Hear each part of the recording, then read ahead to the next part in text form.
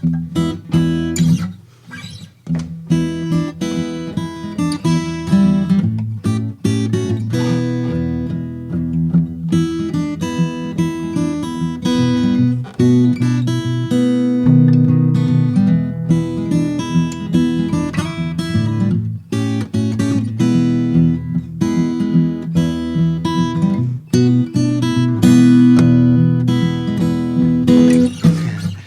what's up, y'all? Just fooling around there a little bit. So today we're going to check out John Lee Hooker doing a slow blues, and this is like a really, really cool thing. I think I've seen this video before, so let's just check it out, and I want to teach you some slow blues licks. So let's jump right in. Here we go. It's a slow, easy-going thing. I'm going to do my thing now. Okay. And I'm going to pause it a few times as we go through and kind of stop it.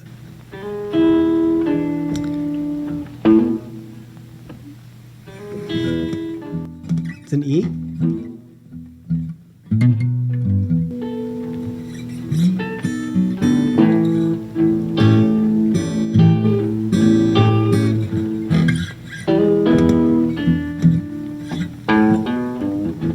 Let's just listen to one more chorus through, and then I'll stop it. I never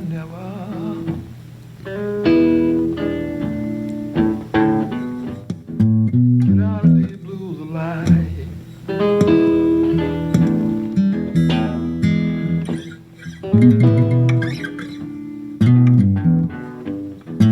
I never. Now to A7. Get out of these blues alive.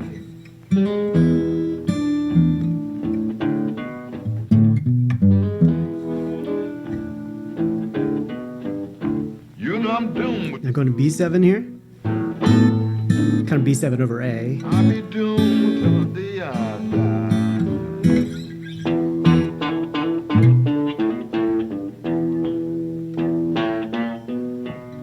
Let's stop right there. Let's stop right there, and actually let's start with that first riff he's doing.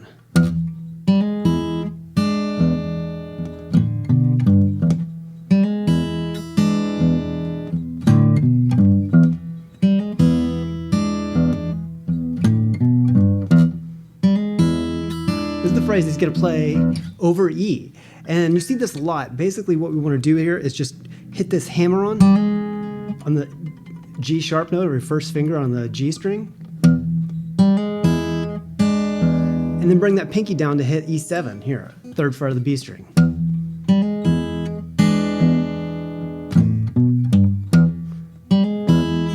Okay, and then he does that phrase.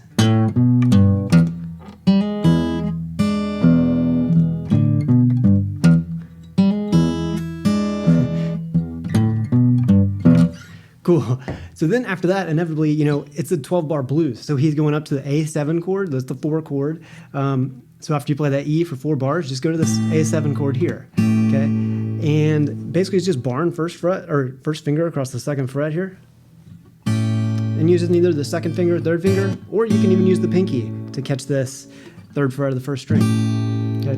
Now the cool thing, when he's doing that, he's still hitting kind of like a monotonic bass, just kind of like almost a shuffle pattern.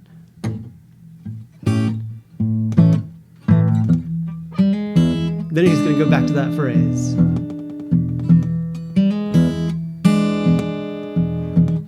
Okay.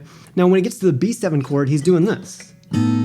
Okay. Now it's kind of a weird sounding chord, I guess, but it's B7 over A. So he's hitting the A string over this B7 chord. Kind of a weird sound, but it goes through pretty fast, and then he resolves back to the A7, then back to the E phrase. Now here, actually, he just played a little turnaround, and I'm going to back it up, and let's check that out again.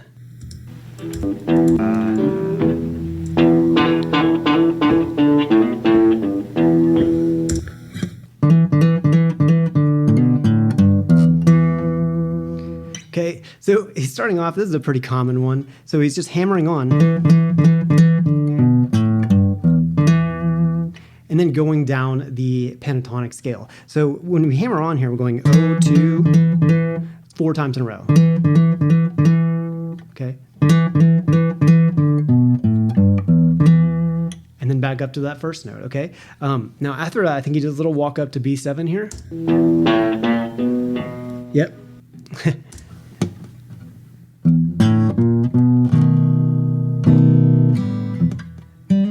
And then he's going to go back into that phrase right after that, okay? So let's keep listening through and see if he does any changes. Drinking black coffee. Watch that first finger. He's going to he's doing these upstrokes with that index finger like that. Drinking black coffee. Now on the A7, there's a really good view of his right hand. Smoking cigarettes all night. Another thing, guys, you can definitely hear his foot tapping. So get that foot tapping also. I can't sleep. Now does that B7 over A. Weird chord. What are you using? Now down to A7. Laying down.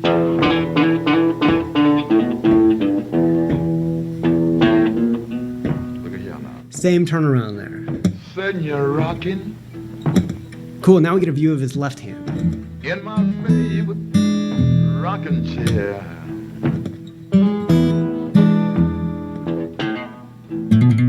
So there's a little trill.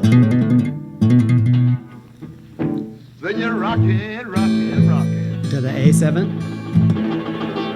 Oh, that's really cool. Okay, so I've seen him do this before, and he's basically, he's doing like this really fast, and he's kind of just rubbing on the strings like that. I wish we could see his right hand here.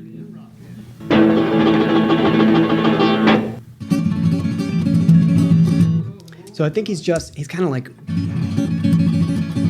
just using his index finger to kind of go like that. You can also kind of try to do it like this. I think he probably is flicking his finger back and forth really fast. For me, I kind of do it as a strum and then just rubbing my first finger kind of across the strings like that to get it really fast. Kind of tremolo type strum. I wish we could see his hands there, but I think he's probably actually doing it like this. I can't get it that fast with just the index finger, so if I want to get it that fast, you can kind of come up here. I've also seen some people, they'll kind of anchor their finger here, and then it kind of has something to kind of anchor against, so you can kind of just shake your hand like that. Anyways, let's keep going. Yeah.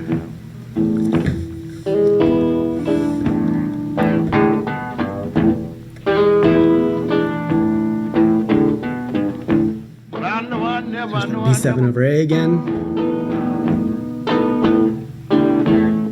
come out of He actually held it for an extra bar there.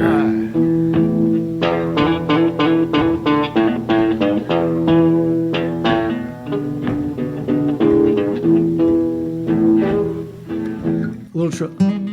Sometimes he'll do that little trill here. Ooh, he's gonna go to a solo.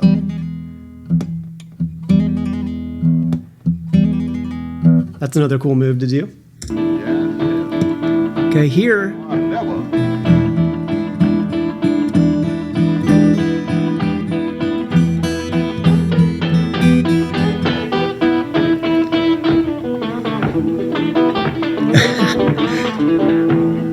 oh my God. All right, we're gonna back that up. So this is the little solo part. Okay, so first, let's get that part first. So first he's just kind of going, he's just hitting this E chord and he's going,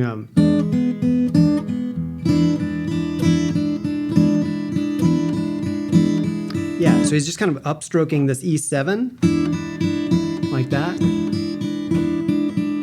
Okay, and then he kind of does this pattern where he's going,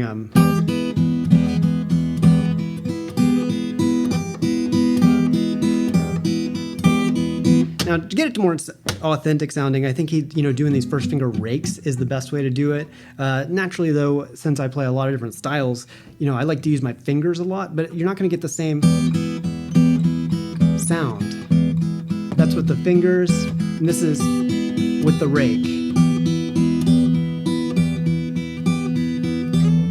Let's see what he does after that.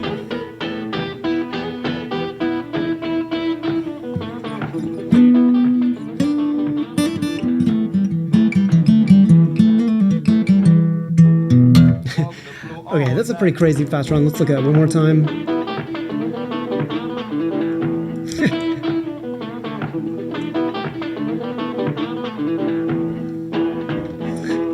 Okay, one thing you can hear him really doing is he's clicking that foot to kind of keep the rhythm.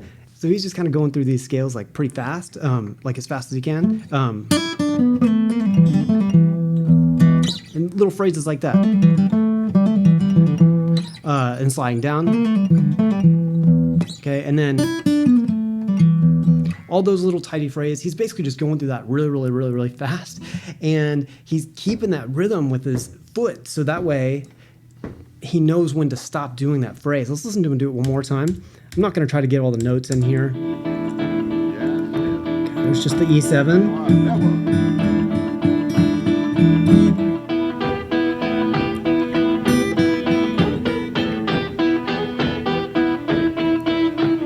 Foot.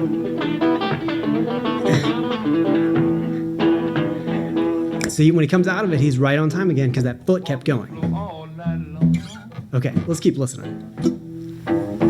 And started jumping over my bed. Back to kind of the same phrases. All night long I'm walking. And started jumping over my bed. Cool. Now we get to see his face a little bit. Going back and forth between the hands here. It's a nice different view. I can't sleep. Again to the B7 over A to A7. Laying down.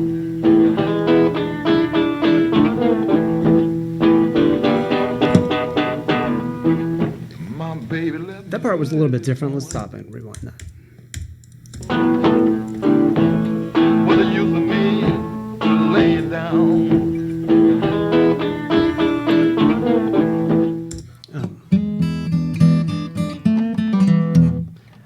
So there he's going. He's adding a little bend in that spot. So that's a really common phrase. You're going to hear him do that actually in a lot of different songs like Boom Boom and other things like that. That little phrase. Now these bends are really hard, especially if you got a wound third string on your acoustic. So don't sweat it if you can't bend all the way up to pitch. You can see I'm, giving it kind of all my effort to get that bend up to pitch. Or you can kind of bend it halfway like that. And it still sounds pretty cool. So just keep the bend short. You don't have to worry about getting it all the way up. If you do have a unwound third string, it won't be so hard. Or if you're playing an electric, it's super easy to get that bend all the way to pitch. Let's keep going. My baby left me early this morning. Another one of those trills. Back to the main phrase. She left me. Back to the A7. She said she won't be back no more. Sometimes, guys, he's adding an extra bar there on the 12-bar blues, and that's okay. He's doing that to fit the lyrics. Did it again there on the B7, adding extra measure or half measure just to fit the lyric.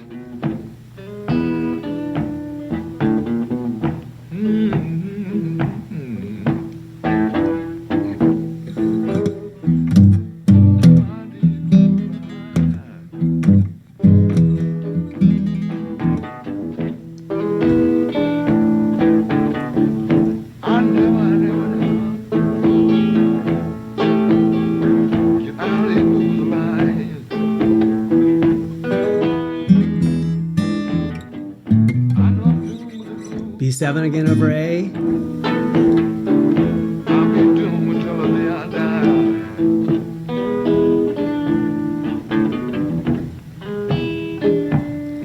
Kind of sounds like he's sped up a tiny bit here at the end.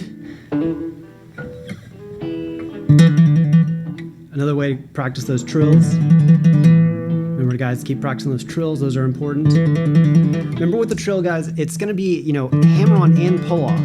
So don't just like slam your finger down and then just lift it off. You've got to slam your finger down and then literally pull it off. Okay?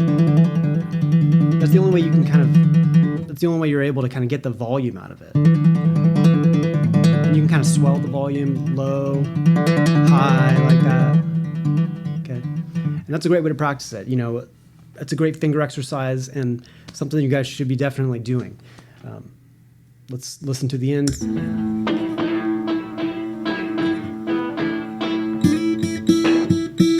you. Oh, I dig it. Oh, that was it. Okay, so the very end here.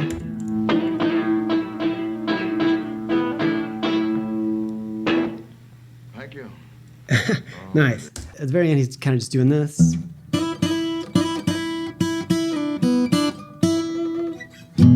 Okay, it's just sliding up the second string to that unison. We've seen that type of stuff a lot before.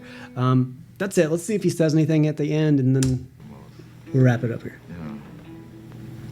I'd love to sit down and do my thing, because I love the blues. I was born with the blues, and I just dig it. And nothing else I want to do. And I wouldn't do anything else in the world but this. I want to thank you. That's cool.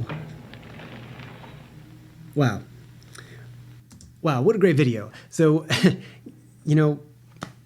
it's cool to hear him say that. Like, that's just all he wants to do. He just wants to sit around and play blues guitar. I think a lot of us feel that way. Blues is just such a fun style of playing. When you first start playing guitar, a lot of people don't know about the blues and how fun it is to play.